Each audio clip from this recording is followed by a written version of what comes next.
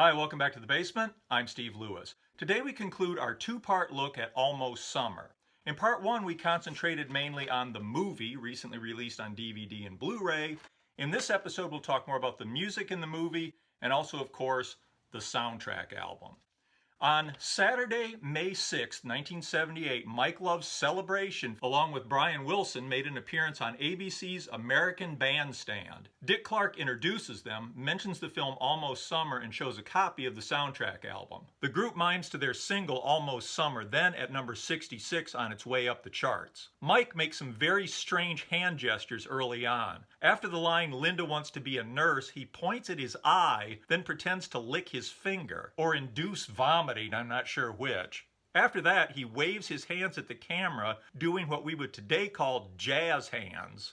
I have no idea what that was about. Thankfully, from there on, it's a pretty standard lip sync performance, and Brian appears to be enjoying himself. After the number, Dick Clark comes over, exchanges a few words, and the band are introduced. Among them is an excellent collection of 70s hairstyles and mustaches. Of course, you have Celebration members and Beach Boy backing band stalwarts like Charles Lloyd, Dave Robinson, Gary Griffin, Mike Kowalski, Ed Carter, and Ron Altbach. Also two horn players, not regular members of Celebration, who I haven't been able to find out too much about. Mike introduces them as Ernie Magritas, at least I think that's what the last name is, and Bob Williams. If anybody knows anything about those two, please pass it along. Before concluding, Dick Clark asks Brian if the Beach Boys are breaking up, which Brian, of course, denies. It seems to be a question designed to give Dick Clark something to ask, though I can imagine people tuning in might have wondered if Celebration was Mike and Brian's permanent new band. The group then mimes to Cruisin', also from the soundtrack album,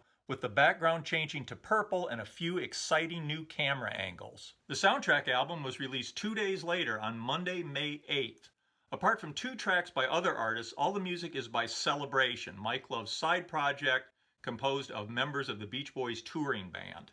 Mike wrote or co-wrote 3 of the tracks and sings lead on those tracks, including the 2 presented on American Bandstand. The album cover features a promotional photo for the movie with Dee Dee Kahn and John Friedrich, or possibly their stand-ins, it's hard to tell, next to a Volkswagen similar to, though nicer than, the one Friedrich's character drives in the movie. They're wearing outfits they don't wear in the film, and standing outside the Beverly Hills Hotel, which doesn't feature in the movie at all. The title track, Almost Summer, written by Brian Wilson, Mike Love, and Al Jardine, had been released as a single on April 3rd, about 5 weeks before the album, and credited to Celebration featuring Mike Love. The soundtrack was on MCA. The Beach Boys, of course, were now under contract to CBS, and at the time still owed Warner Reprise one more album. In the interview on American Bandstand, Mike confirms that Brian was originally approached to create a song for the film.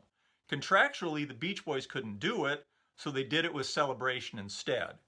Based on that, it sounds as if Celebration was created specifically to record music for this film soundtrack and then became an ongoing Mike Love side project. It's a fun tune and certainly the main draw on the album. It unquestionably trades on Beach Boys nostalgia, but does so enjoyably. I wish they'd taken more time with the lyric, particularly on the first verse, and personally I could have done without the too self-referential line, "Cruisin' in a little deuce coupe," which is one of those unsubtle "We Are the Beach Boys" lines that would increasingly plague the lyric, particularly Mike's lyrics. It's catchy and well constructed, and I especially like Charles Lloyd's sax break. The single peaked at a pretty respectable number 28 on June 24th. I remember hearing this on the radio back in the day, and truthfully, I thought the sound was a little bit thin and tinny compared to other stuff on the radio, kind of like my bass speakers had suddenly stopped working. Still, I loved hearing it, especially when we were getting into good weather and nearing summer vacation, and I always cranked it up. I suspect if this could have been credited to the Beach Boys, it would have been a major hit. There were also a number of regional versions of Almost Summer recorded for major radio markets, with lyrics tailored to mention the local hangouts, sports teams, concert venues, and radio stations. The Los Angeles KRTH K-Earth version seems to be the only one that was pressed to vinyl. I'm guessing that K-Earth must have used these for some kind of a promotional giveaway, since there'd be no point in pressing them if they were just going to use it on air. It must have been a pretty big promo too, because there seem to be lots of these singles around. Other regional versions were reportedly sent to radio stations on cassette, including New York's 99X and Detroit CKLW, which was my local station, and I definitely remember hearing the CKLW version on the radio back in the day too. I think there were other regional versions, and it seems to me somewhere I saw a listing of them, but I wasn't able to find it for this episode. If anybody out there knows any more about these regional versions of Almost Summer, I would love it if you would pass that information along too. The second track on the album is Sad Sad Summer, written and sung by Mike Love. I like this track a lot. It opens with Ron Altbach's piano and Charles Lloyd's flute, giving it an ethereal feel that helps make the rest of the song effective. The simplicity of the tune and the lyrics works well. It's direct and sincere, and it's very relatable. I'm sure most of us have been in this exact situation one time or another of having someone we care about going away for the summer. If not, the feeling of missing someone is universal and comes through clearly on this song. It's a nice arrangement with subtle backing vocals, strings, harp, and a touch of lonely harmonica. The third track, also written and sung by Mike Love, is Cruisin', which is certainly the least of the three songs on the album. Like the title track, it trades on nostalgia, but does it much less interestingly and with much less charm. It isn't terrible, but it sounds like something that a sitcom music director might have put together to cover a funny driving montage. There's nothing distinct or memorable about it. It simply seems like a song about cruising that was made to order. The other two songs I think could have fit very nicely on a late 70s Beach Boy album. I suspect Cruisin' would have gotten a hard pass. Also, in retrospect, I think on Almost Summer and on Cruisin', you can hear the very beginnings of that nasal self-parody in Mike's vocal that would become so annoying in the early 80s. Which is kind of strange because right around the same time he was doing some of his best vocal work on the MIU album, and also Sad Sad Summer's got a pretty decent vocal. The next track is Lookin' Good by Ron Altbach. It's an instrumental used as background music in the film, and the track that eventually became She's Got Rhythm on the MIU album. Side 1 concludes with two professionally performed but pretty uninteresting covers. The Lovin' Spoonful's Summer in the City and the Beach Boys' It's Okay. Both tracks are performed by Celebration without Mike Love and with a lead vocal capably handled by Dave Robinson. Both are also noted on the back of the album as Recorded for Soundtrack Album, indicating that they aren't in the film and I think implying that they are filler, which certainly seems to be the case. The first three tracks on side 2 are more instrumental soundtrack music. Lloyd and Altbach's Short, Funky Football, Lloyd's 7-minute suite Island Girl, and Christine and Bobby, which is basically a reprise of Altbach's Lookin' Good segueing into a slow instrumental version of Almost Summer. The album concludes with two movie songs from artists other than Celebration. The big name act in Almost Summer was Motown's High Energy, doing We Are the Future from their 1978 album Steppin' Out. High Energy had recently had a big hit from their debut album Turnin' On with the single You Can't Turn Me Off in the middle of Turnin' Me On, which went to number 12 late in 1977. It's not surprising that a motion picture produced by Motown would feature an up-and-coming Motown act, but for some reason High Energy themselves don't appear, and instead We Are the Future is mined by actors Petronia Paley, Denise, and Catherine Lee Smith. The band Fresh do appear as themselves and get their own credit, listed as Fresh in quotation marks at the end of the cast list. They're shown at the senior prom performing Summertime and She Was a Lady, which closes out the film. Early on, they had been the opening act for Rufus featuring Chaka Khan. Like Rufus, they were either a rock band with R&B overtones or an R&B band with rock overtones, depending on how you looked at it. Both songs used in the film were written by their lead vocalist, Bill Pratt. She Was a Lady had been available on their first album, Get Fresh, in 1977, as well as on the Almost Summer soundtrack. Summertime does not appear on the soundtrack album, but was released as a single to tie in with the movie in 1978. You can see the little notation, from the motion picture Almost Summer on the label. Keyboards on the first Fresh album only are by Dave Caffenetti, who first came up in episode 112 when we discussed his earlier band Rare Bird and their 1972 recording of Blondie and Ricky's Hard Time, which appeared on their album Somebody's Watching. You can see him on the front cover sporting the More Piano t-shirt and in the upper left on the back cover. As mentioned in episode 112, he's probably best known today as Viv Savage, the keyboard player in This Is Spinal Tap in 1981. I was really surprised and delighted to see Dave Caffenetti on the cover. He's almost getting to be like the Forrest Gump of this channel, turning up in all these unexpected and seemingly unrelated contexts. He was obviously still a member of Fresh when Almost Summer was filmed. You can see him with the rest of the band behind the keyboards on the left of the screen. Fresh soldiered on for 2 more albums, both without Dave Caffenetti, and both released in 1978. There was Feelin' Fresh. How about that cover? They aren't making them like that anymore. And Omniverse, produced by, of all people, Michael Nesmith. They misspelled his name on side 1, but got it right on side 2. Coincidentally, the cover of Omniverse was by Lou Beach, who would very shortly be providing the cover illustration for Shortening Bread on the Beach Boys' Light album. I think you can see a certain similarity in the collage-style effect of both. Like Rare Bird before them, Fresh disbanded a short time later, reportedly due to a lack of commercial success.